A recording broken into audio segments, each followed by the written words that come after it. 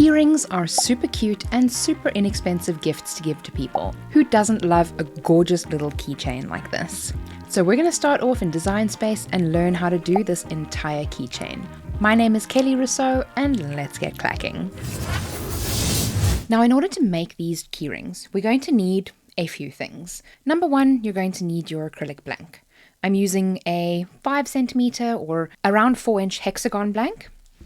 We're going to need some nitrile gloves, a silicone stirring stick, some silicone containers to mix your resin. I prefer to use UV resin for these as it is a lot quicker to work with and it dries a lot faster. Of course, we're going to also need a nail lamp to be able to cure the UV resin. And then some colorings for your UV resin. I like to use some alcohol ink, so I'm going to be using some rich gold, some yellow, and or some mica powders. Now this pack has pretty much all of the colors of the rainbow and everything in between, so I'm never without a color that I need. I would recommend a silicone mat to work on so that you can protect your work surface. Different colors of vinyl and a weeding tool. An optional extra is also your brayer to be able to stick things down onto your standard grip mat. So in Cricut Design Space, we're going to click New Project. And I am going to be using assets from Cricut Access, but if you want to find something on Creative Fabrica, I will leave a link to that below as well. The first thing that I like to do when starting off my keychains is to add a shape to my canvas that represents the size of the acrylic blank that I'm going to be using.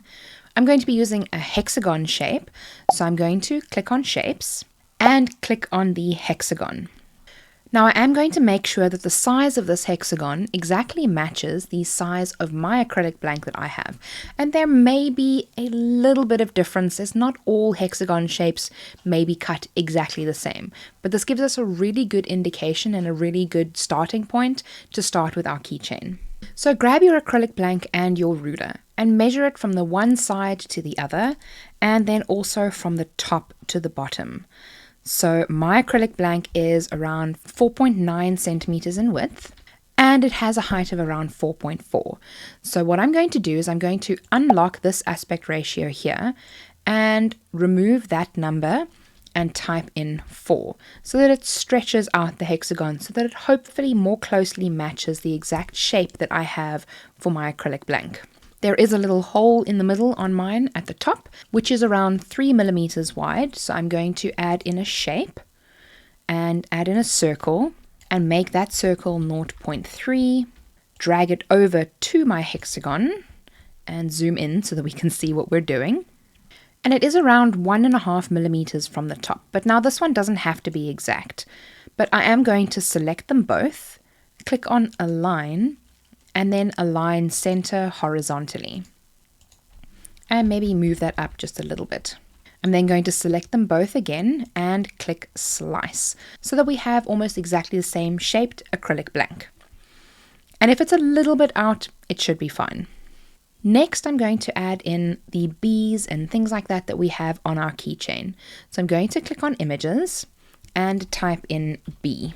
And I'm going to scroll until I find a honeycomb or a bee type asset that I like. I quite like that bee, so I'm going to click on him. These bees are also super cute.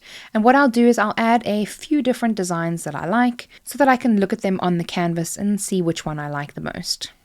I'm trying to look for something that's relatively simple and not too detailed.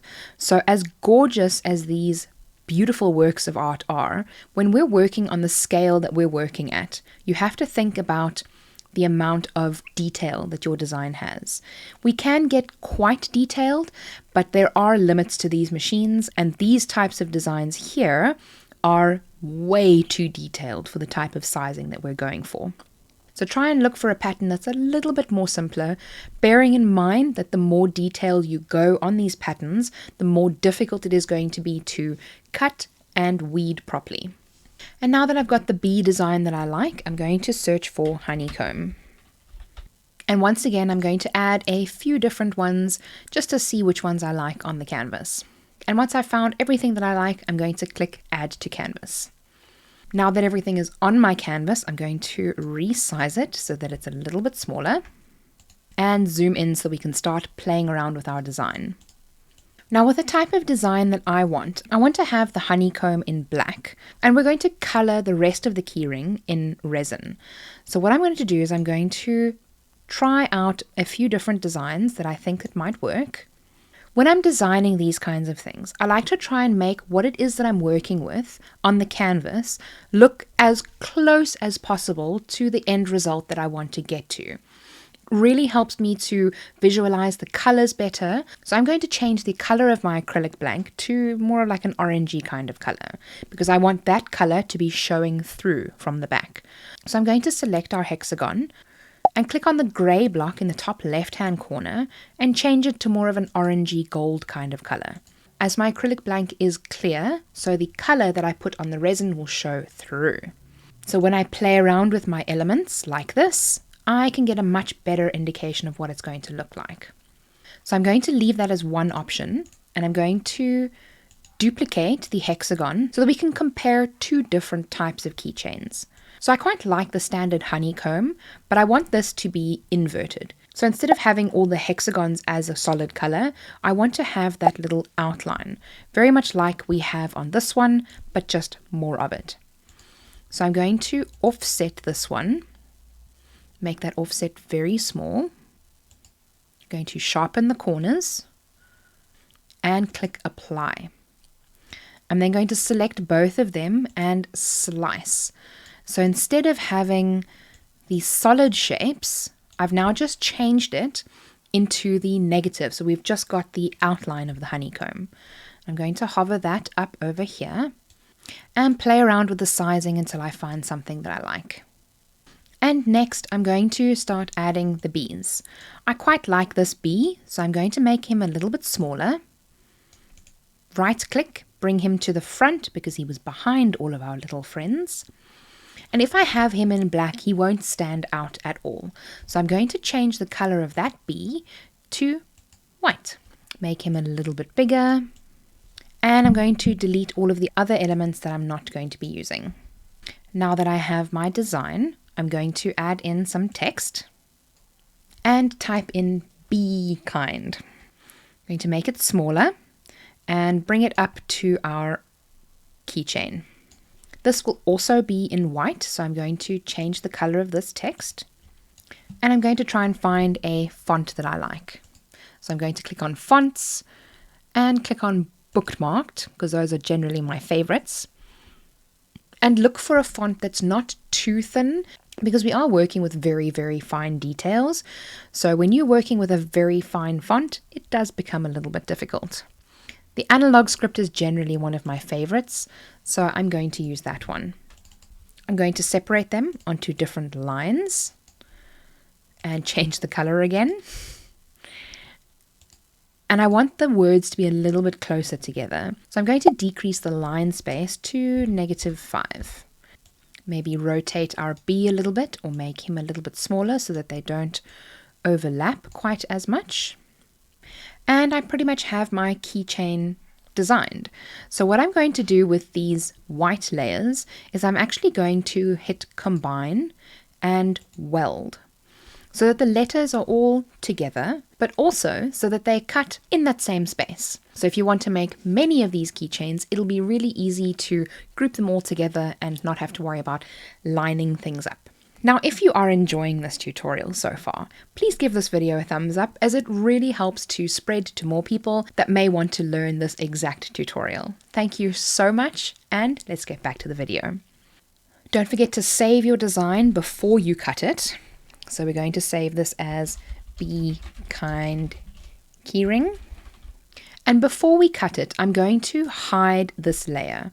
We don't need to cut the hexagon layer. That was purely just to see what our design is going to look like. The only two layers that we need to cut are out of black and white adhesive vinyl, or vinyl, whatever you want to call it. Before cutting these two elements, I would strongly suggest doing your test cuts. Test cuts are so incredibly important when it comes to cutting fine details like this on your Cricut machines. If you don't have the right cut settings, your cuts won't come out well, and you will have places that haven't quite cut, it'll be difficult to weed, all of those kinds of things. I have done my test cuts on my machine, so I'm not going to go too much into depth, but if you do want to learn about how to get the right test cuts, I will leave a video up at the top here for you to watch once you're done. So I'm going to click Make It, and Cricut Design Space will sort this onto 2 mats. I can do one of 2 things here. I can cut this out of 2 sheets of vinyl on 2 separate mats, or I can add both pieces of vinyl, one to the left corner and one to the right corner, and cut it both at the same time, which is what I'm going to do. So I'm going to select mat number 2. With the object selected, I'm going to hit the 3 dots in the top left-hand corner. I'm going to click Move Object, and I'm then going to select the white mat and click Confirm. Now they're on top of each other, so I just need to make sure to move the black part to the right-hand side of the mat.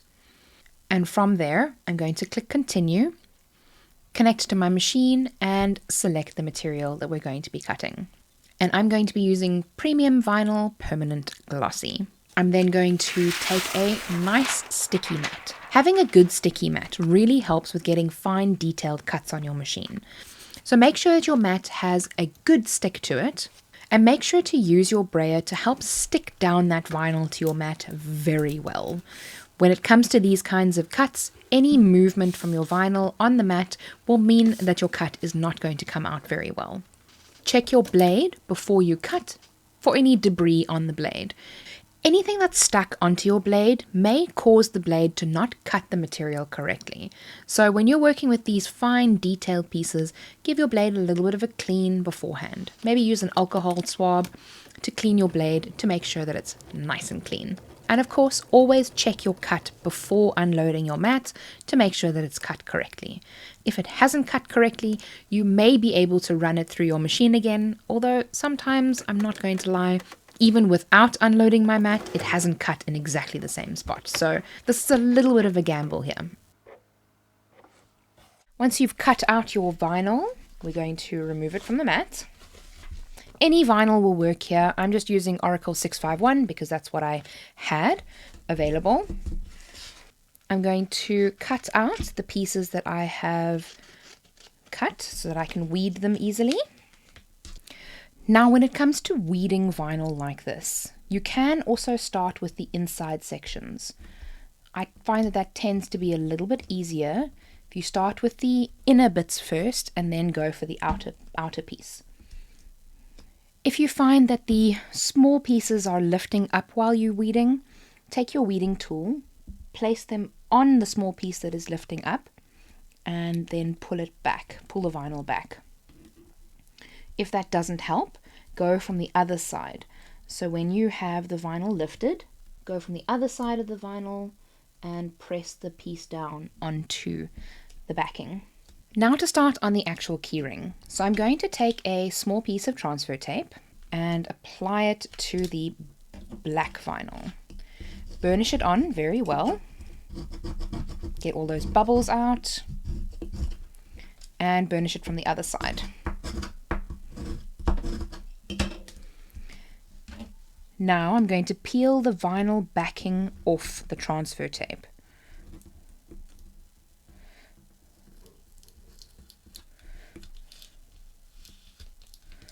I'm going to take my blank, and with my design open next to me, I'm going to look at the orientation that I had on my design, and then I'm going to remove the protective sheeting on my acrylic blank and apply it onto my vinyl. So I'm going to use my weeding tool, and I always try and remove the backing around the actual hole of the keyring, because that's where you don't have to worry about the point of the weeding tool damaging the acrylic blank as much, because it doesn't matter. I'm then going to carefully position the blank over the vinyl and then let go. Perfect. Burnish the vinyl on and remove the transfer tape. Now, you will notice it has overlapped a little bit on the edges. You can either slice that off in Design Space before you cut it, but when it comes to these, if I'm not 100% sure on the sizing, whether it's correct here or in Design Space, I like to cut it off afterwards. So I'm going to turn the blank over, take my True Control craft knife, and get my craft knife as close to the edge as I can, and just slice those pieces off. That way, my vinyl sits perfectly on my blank, and I don't have to worry about it on the edges because we're going to resin those in a moment. Now what we're going to do is we're going to cover this with some resin. So I'm going to put this off to the side, bring out my little resin cup, and put on some of my safety gear. I do feel like I should mention that you should wear a respirator when working with resin. So please, if you are particularly sensitive to these kinds of things, wear a respirator. I'm first going to pour a healthy amount of UV resin into a little cup. I would rather have a little bit too much than a little bit too little here. I'm going to shake up my gold alcohol ink first because it likes to separate, and I'm going to just add 1 or 2 drops. I'm going to add a little bit of magic yellow. A little bit does go a long way, so you don't have to add a crazy amount. I'm going to give it a gentle stir because I don't want to introduce too many bubbles into the resin. How you color your acrylic blank is completely up to you. What you can do is you can use the lighter color and drop some onto the acrylic blank on top of the black vinyl. So we're going to be covering the black vinyl. And then what I like to do to introduce some color variation is to darken that mixture with some more mica powders of a different shade. So maybe some Nacarat, probably butchered that one, I apologize. Of course you can cure it in between if you'd like as well, and mix it as much or as little as you want.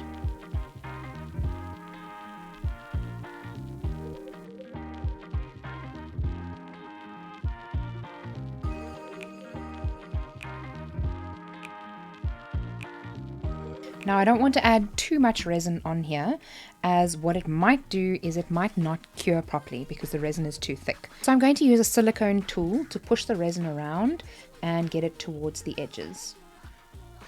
You do have to be patient with these things as the resin is self-leveling, so it will get to the edges more than likely eventually, but you can help it along.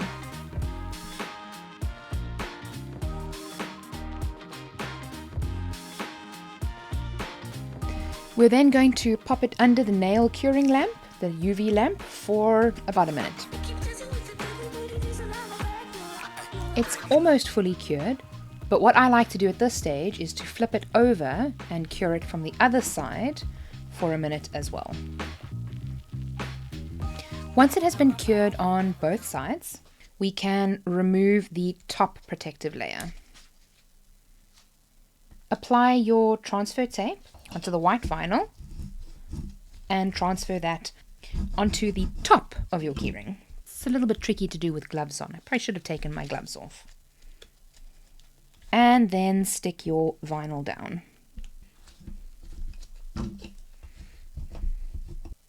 There we go. And now that that's done, we're going to add a clear layer of UV resin to the top of our keyring. So I'm just going to pour the UV resin directly from the bottle onto the keyring itself. Just making a little bit of a swirly pattern to try and help with the distribution of the UV resin.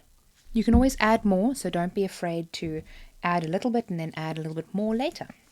If you're wanting to use the same tools, make sure to use an alcohol swab to clean them in between working with the colors, because you don't want the gold on top of your clear. And just once again use that tool to push the clear resin to the corners and get out any bubbles. Now this is the layer that you have to worry about two things. Number one, being level, and number two, bubbles. Because you can easily see all of the bubbles in the clear resin. We want to make sure that we've gotten rid of as many of them as possible, and also all the while trying to keep this as level as possible. So I would recommend working on as level a surface as you can, but be forgiving with yourself if it doesn't happen. So I have a bottle of rubbing alcohol, and I'm going to spray it on the top to help dissipate some of the bubbles. And once you are happy with how your keyring looks, we can put it underneath the light for 60 seconds.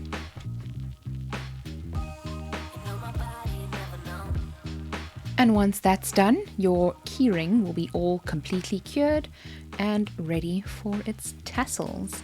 And once you've added on your tassels, your keyring should look a little bit something like this. Now, if you have little bits at the back that might have oozed out a little bit, add another layer of clear onto the top, or even sand them down a little bit, and that should level that out. But if you want to know how to make a keyring product card, because I mean these keyrings are beautiful and you could sell them, check out this video on the screen. It'll take you step by step through the entire process. Don't forget to subscribe for more Cricut videos in the future, and remember, be kind to someone today. See you soon!